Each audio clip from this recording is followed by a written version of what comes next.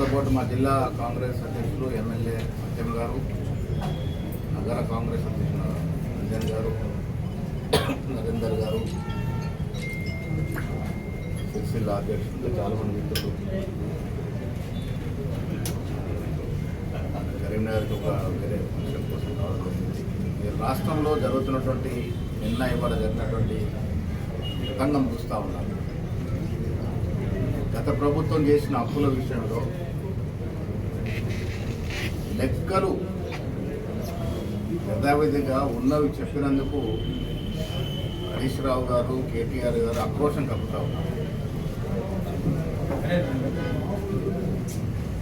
లెక్కలు మారవు. మీరు చేసిన అప్పు పేపర్ మీద ఉంది.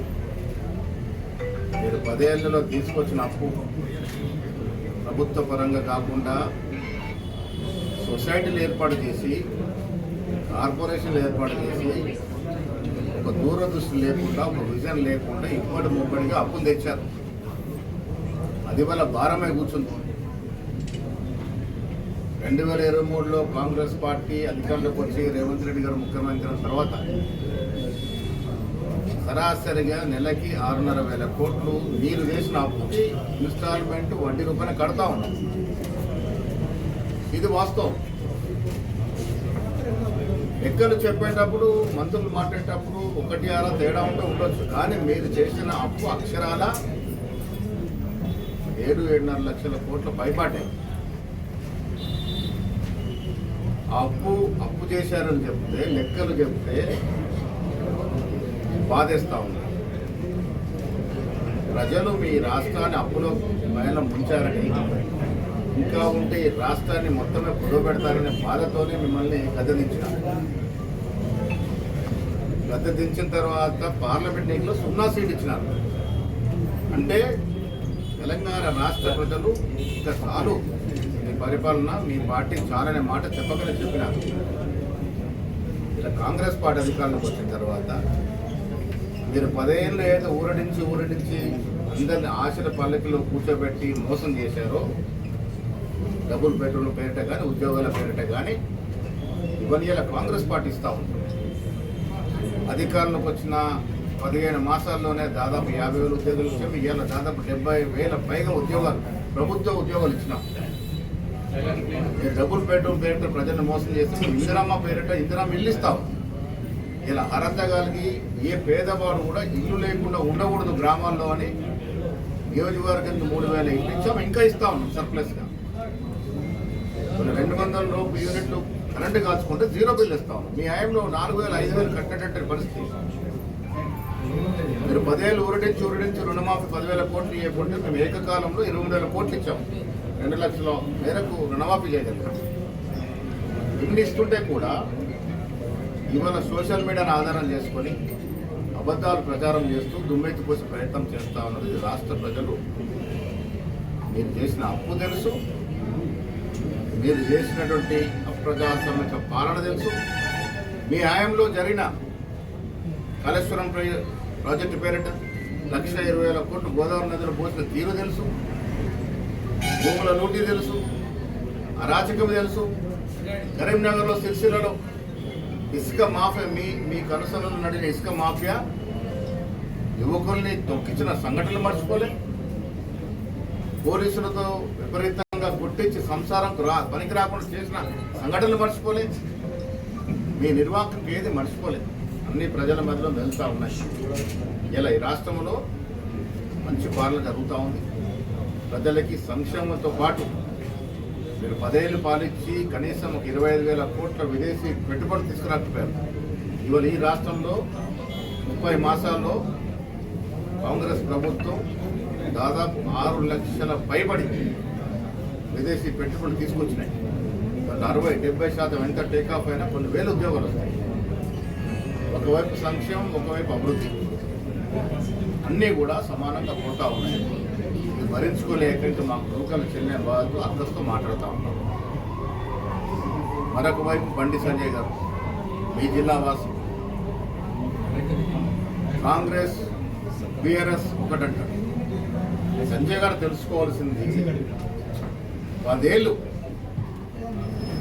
కేంద్రంలో మోడీ ప్రభుత్వానికి బీఆర్ఎస్ పార్లమెంట్ సభ్యులు అన్నింటిలో సహకారం చేసిన విషయం మర్చిపోయినారేమో.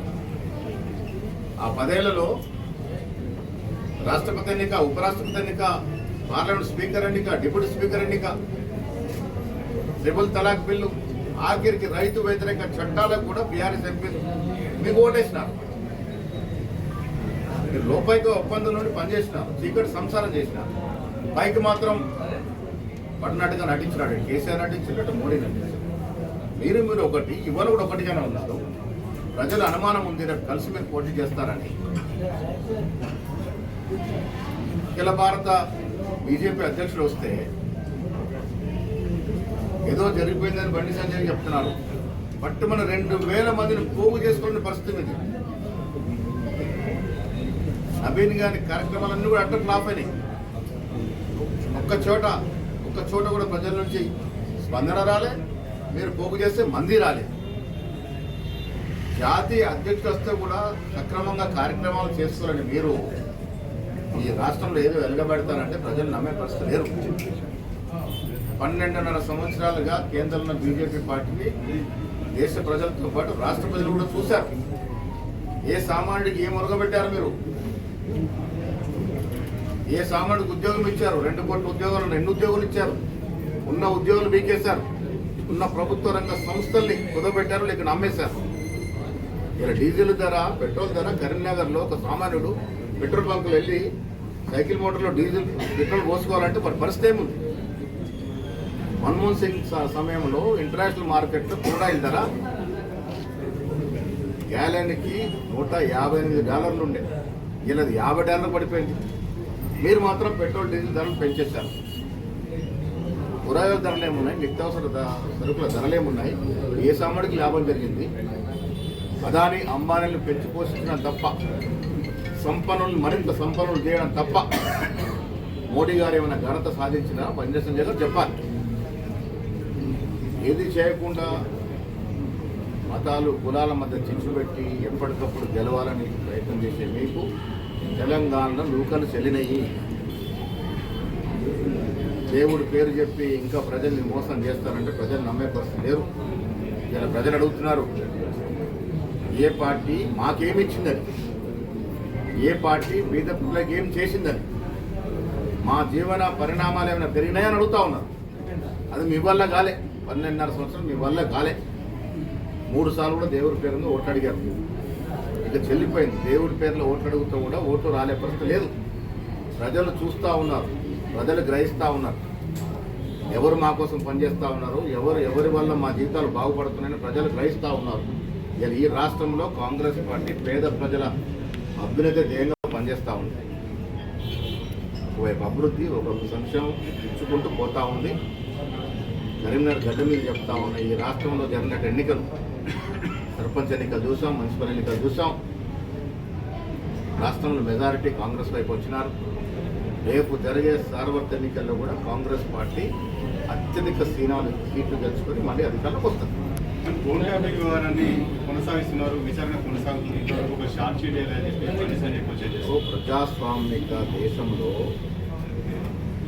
ఎంక్వైరీ జరిగేటప్పుడు దానికి సమయం పడుతుంది. రాచరిక పాలన లేవు.